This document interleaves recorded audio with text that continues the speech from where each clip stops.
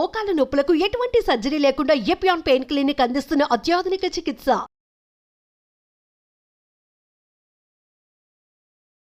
నమస్తే, welcome to Suman TV. సాధారణంగా అధిక బరువు వల్ల ఎన్నో అనారోగ్య సమస్యలను మనం ఎదుర్కొంటూ ఉంటాం. అధిక బరువుని తగ్గించుకునేందుకు చాలామంది చాలా రకాల డైట్ ప్లాన్స్ని కూడా ఫాలో అవుతూ ఉంటారు.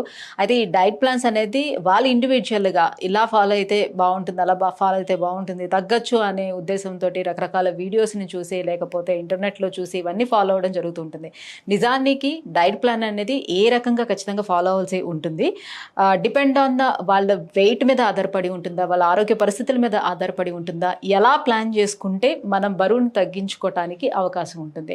సో ఈ విషయంపై మాట్లాడేందుకు మనతో పాటు ఉన్నారు న్యూట్రిషనిస్ట్ డాక్టర్ లక్ష్మీ తేజస్వి గారు. సో మేడంతో మాట్లాడేసి మిగతా విషయాలన్నీ కూడా తెలుసుకుందాం. Hello ma'am. హలో అండి, నమస్తే. నమస్తే మ్యామ్.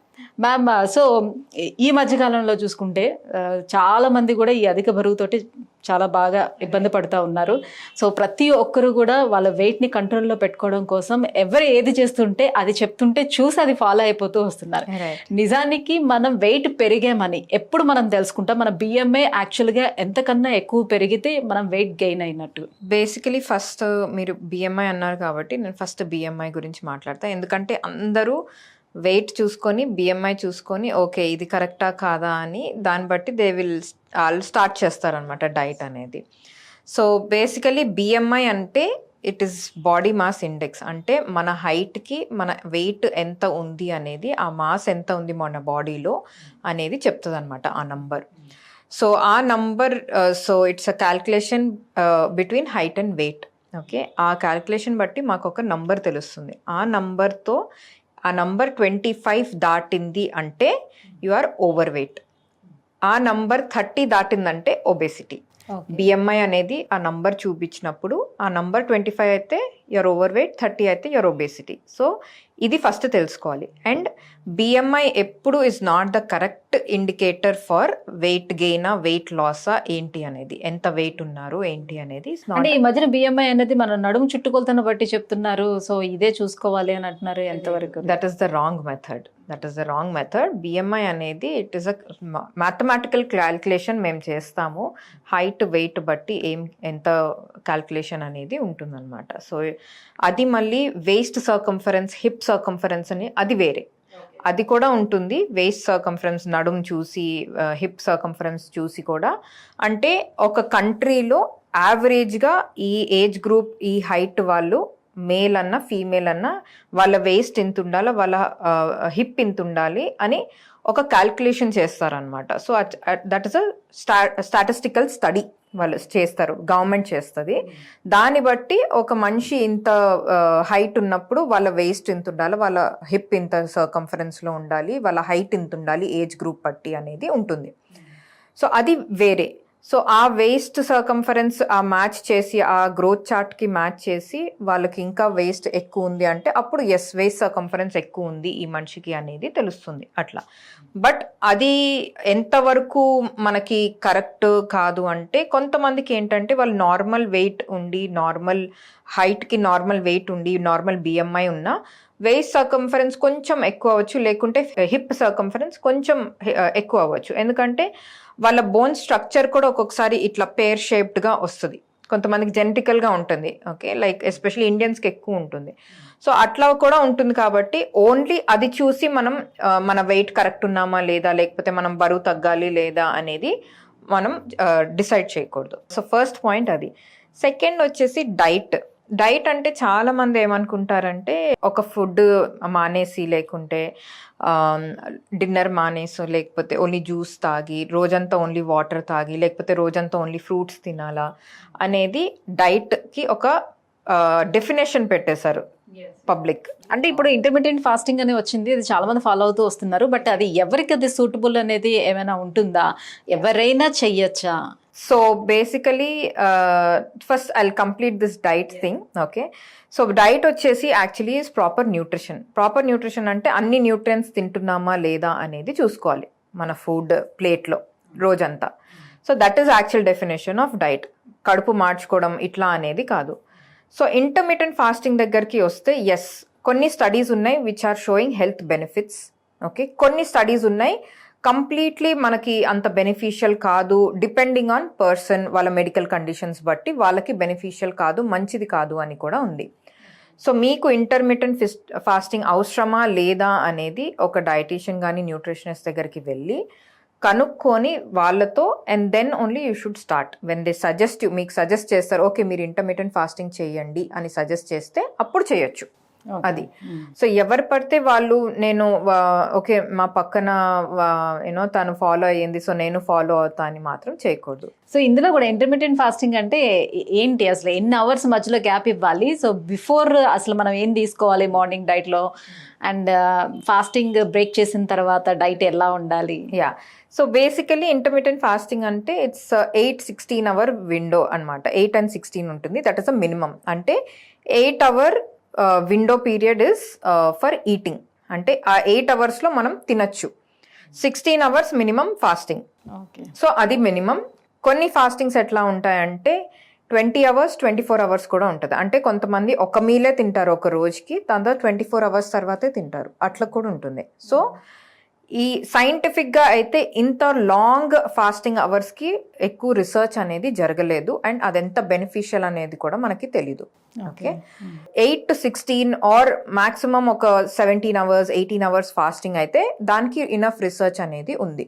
సో కొంతమందికి బెనిఫిషియల్ అనేది ఉంటుంది. ఎక్స్ట్రీమ్ ఒబేసిటీ ఉన్న వాళ్ళు, చాలా ఎక్కువ బరువు ఉన్న వాళ్ళు, అండ్ వాళ్ళకి extreme tough hours of work life ఉండి అట్లా వాళ్ళు ఎక్కువ ఏమి చేసుకోలేరు, వండుకోలేరు అంటే అట్లాంటి వాళ్ళకి ఎస్. కొంతమందికి ఈజ్ నాట్ సూటబుల్. ఎవరు? ఎస్పెషలీ ఉమెన్కి హార్మోనల్ చేంజెస్, ఇంబ్యాలెన్సెస్ అనేవి చాలా ఎక్కువగా ఉంటాయి, అండ్ వాళ్ళకి త్రూ అవుట్ ద లైఫ్ ఉంటూనే ఉంటుంది. అండ్ మన మెన్స్ట్రల్ సైకిల్ అంటే మన పీరియడ్స్ సైకిల్ మొత్తం, menstrual cycle is 28 days cycle, or కొంతమందికి 30. సో ఆ సైకిల్ మొత్తంలో మనకి హార్మోన్స్ చాలా అప్ అండ్ డౌన్ అవుతూ ఉంటాయి. కొన్ని రిలీజ్ అవుతాయి, కొన్ని రిలీజ్ కావు, అట్లా. అది మెయింటైన్ చేయడానికి కొన్ని హార్మోన్స్ రిలీజ్ అవుతాయి, కొన్ని హార్మోన్స్ రిలీజ్ అవ్వవు. సో అలాంటి ఫేజ్లో మీరు ప్రాపర్ న్యూట్రిషన్ ఇవ్వకుండా బాడీకి స్టార్వ్ చేస్తే ఆ హార్మోనల్ ఇంబ్యాలెన్సెస్ అయ్యే అవకాశం ఎక్కువగా ఉంటుంది. సో ఉమెన్కి especially I will not suggest intermittent fasting. And especially PCOS కానీ థైరాయిడ్ ఇష్యూస్ ఇట్లాంటి వాళ్ళకి, ఇలాంటి మెడికల్ కండిషన్స్ ఉన్న వాళ్ళకి మాత్రం I will definitely not suggest. ఈ ఇంటర్మీడియట్ ఫాస్టింగ్ కూడా లైక్ 15 days చేసి ఇంకో 15 days మళ్ళీ స్టాప్ చేసి మళ్ళీ 15 days అట్లా ఏమైనా ఉంటుందా, లేకపోతే కంటిన్యూస్గా ఇన్ని మంత్స్ చేయాలని అట్లా? So hard and fast rule లేదు, ఇన్ని మంత్స్ చేయాలి, ఇన్ని డేస్ చేయాలని. అది ఒక మనిషి బట్టి ఉంటుంది.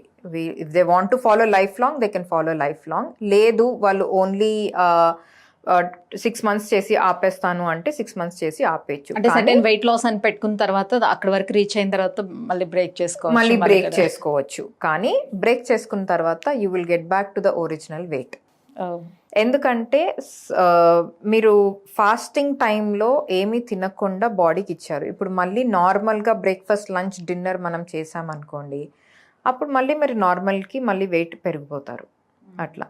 సో ఆల్సో ఇంకోటి గుర్తుపెట్టుకోవాలి ఏంటంటే, ఏ డైట్ చేసినా సస్టైనబుల్ డైట్ ఉండాలి.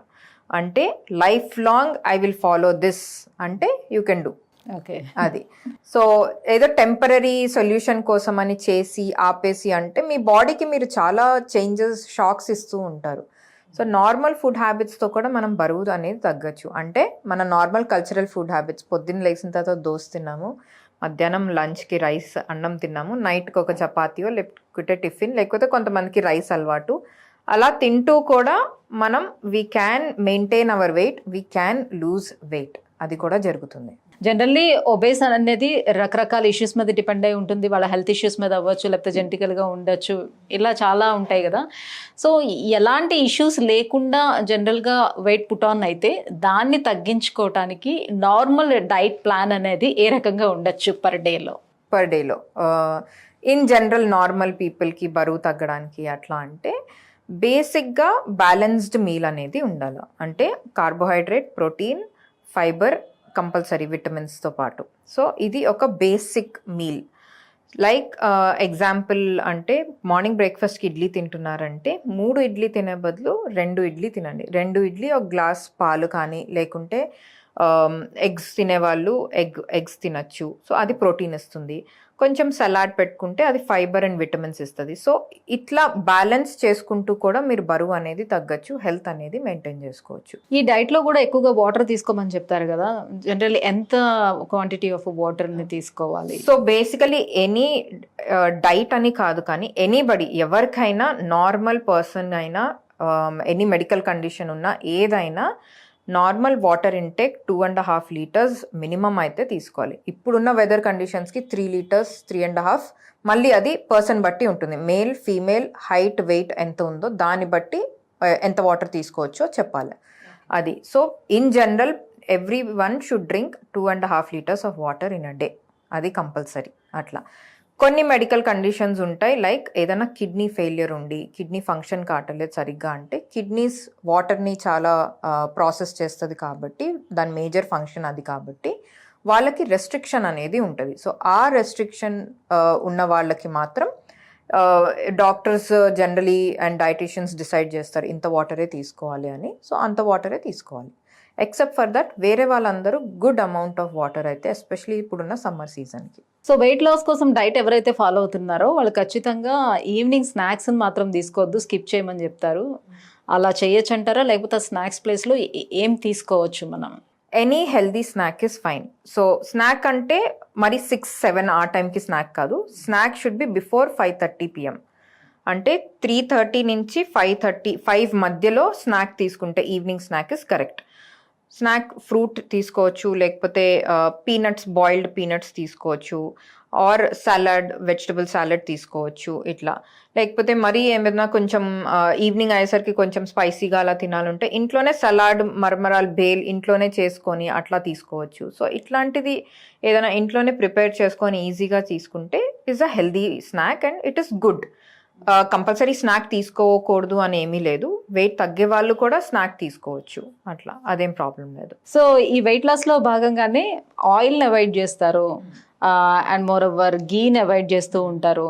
సో వీటిని కంప్లీట్గా అవాయిడ్ చేస్తే ఏమైనా ఇష్యూ అవుతుందా అసలు? ఒకవేళ తీసుకోవాల్స్తే ఎంత మోతాదులో తీసుకోవచ్చు? సో కంప్లీట్లీ అవాయిడ్ అంటే ఇప్పుడు నార్మల్గా వాళ్ళు కూర చేసుకుంటున్నారు అంటే వాళ్ళు నార్మల్గా వేసుకొని తీసుకోవచ్చు. ఆ నార్మల్ అంటే 4-5 స్పూన్స్ కాదు, ఒక 1 to 2 స్పూన్స్ ఒక కూరకి చేస్తున్నారు ఒక ముగ్గురికి అంటే పర్వాలేదు అది. సో కానీ కంప్లీట్లీ ఆయిల్ లేకుండా కూరలు చేసుకోవడం ఆర్ కంప్లీట్లీ ఘీ ఆపేయడం అనేది కూడా ఇట్ ఈస్ నాట్ ఫైన్. అంటే మనం ఓన్లీ సలాడ్స్ తీసుకుంటున్నారంటే పర్లేదు, ఆయిల్ అవసరం లేదు. కానీ కూర చేసుకుంటున్నప్పుడు కొంచెం ఒక 1 teaspoon ఆయిల్ వేసుకొని చేసుకుంటే ఏం ప్రాబ్లం లేదు. కానీ డీప్ ఫ్రైస్ అట్లాంటివి చేసుకోకూడదు అది. సో ఆయిల్ అనేది కూడా correct type of oil, like coconut oil కానీ, లేకపోతే మస్టర్డ్ ఆయిల్, నువ్వుల నూనె ఆర్ పల్లి నూనె, ఇవి కోల్డ్ ప్రెస్డ్ ఆయిల్స్. ఇలాంటివి అయితే they are safe to use and limited అమౌంట్లో యూస్ చేసుకుంటే బరువు తగ్గే వాళ్ళకి కూడా పర్వాలేదు, యూస్ చేసుకోవచ్చు. సో కంప్లీట్గా అవాయిడ్ చేసుకోవాల్సినటువంటి ఫుడ్స్ ఏమైనా ఉంటాయా? ఎస్, కంప్లీట్లీ అవాయిడ్ చేయాల్సిన ఫుడ్స్ అయితే obviously junk food, completely fried foods అయితే అవాయిడ్ చేయాలా. ఏదైనా సాఫ్ట్ డ్రింక్స్ అయితే కంపల్సరీ, షుగరీ డ్రింక్స్, ఎక్కువ షుగర్ వేసిన డ్రింక్స్ ఉంటాయి కదా అవి, fruit juices, packed, especially packed fruit juices, ఇట్లాంటివి అయితే డెఫినెట్గా అవాయిడ్ చేయాలి. కాఫీ, టీ తీసుకోవచ్చు 1 cup in a day, 1 cup coffee, 1 cup tea in a day పర్వాలేదు, but without sugar. Thank you so much అండి. సో యాక్చువల్గా ఒబేస్గా ఉండేవాళ్ళు ఆ వెయిట్ లాస్ అవ్వడానికి వాళ్ళ డైట్ ప్లాన్ పర్ఫెక్ట్గా అసలు ఎలా ఉండాలి, ఇన్ జనరల్ పర్సన్స్కి ఎలా ఉండాలనే విషయాన్ని తెలియజేశారు. ఇన్ జనరల్ అంటే like I said before, balanced meal అనేది కంపల్సరీ ఉండాలి. అందరికీ ఒకటే టైప్ ఉండదు. అంటే వాళ్ళ ఏజ్ బట్టి, వాళ్ళ జెండర్ బట్టి డిఫరెంట్గా ఉంటుంది, వాళ్ళ యాక్టివిటీ లెవెల్ బట్టి ఉంటుంది. సో కొంతమంది ఒబీస్ ఉన్న వాళ్ళు, ఓవర్ వెయిట్ ఉన్న వాళ్ళు, కొంతమంది ఏం చేస్తారంటే 2 times in a day workout చేస్తారు. సో వాళ్ళకి కొంచెం డిఫరెంట్ టైప్ ఆఫ్ న్యూట్రిషన్ అనేది ఫాలో అవ్వాలి, డైట్ ప్లాన్ అనేది ఫాలో అవ్వాలి. కొంతమంది only once in a day workout చేస్తారు కాబట్టి వాళ్ళకి కొంచెం డిఫరెంట్గా ఉండాలి. కానీ ఓవరాల్గా ఇన్ జనరల్ బ్యాలెన్స్డ్ మీల్, మీకు 3 times బ్రేక్ఫాస్ట్, లంచ్, డిన్నర్ తినే అలవాటు ఉంది అంటే అదే తీసుకుంటూ బ్యాలెన్స్ చేసుకుంటూ మీల్ తీసుకుంటే పర్వాలేదు. కార్బోహైడ్రేట్స్ మరీ రెస్ట్రిక్ట్ చేయొద్దు. కొంచెం తీసుకోవచ్చు, లిమిటెడ్గా తీసుకోవచ్చు, మరీ ఎక్కువ మరీ తక్కువ కాకుండా లిమిటెడ్గా తీసుకుంటే పర్వాలేదు. అండ్ డిన్నర్కి ఎస్పెషలీ కొంచెం కార్బ్స్ తగ్గిస్తే అండ్ ఫైబర్ ఎక్కువ, ప్రోటీన్ ఎక్కువ డిన్నర్ తీసుకుంటే, లిమిటెడ్ కొంచెం లో కార్బోహైడ్రేట్ డిన్నర్ తీసుకుంటే ఓవర్ వెయిట్ ఒబెసిటీ వాళ్ళకి చాలా బెనిఫిషియల్గా ఉంటుంది. Right, thank you ma'am, thank you so much. Thank you.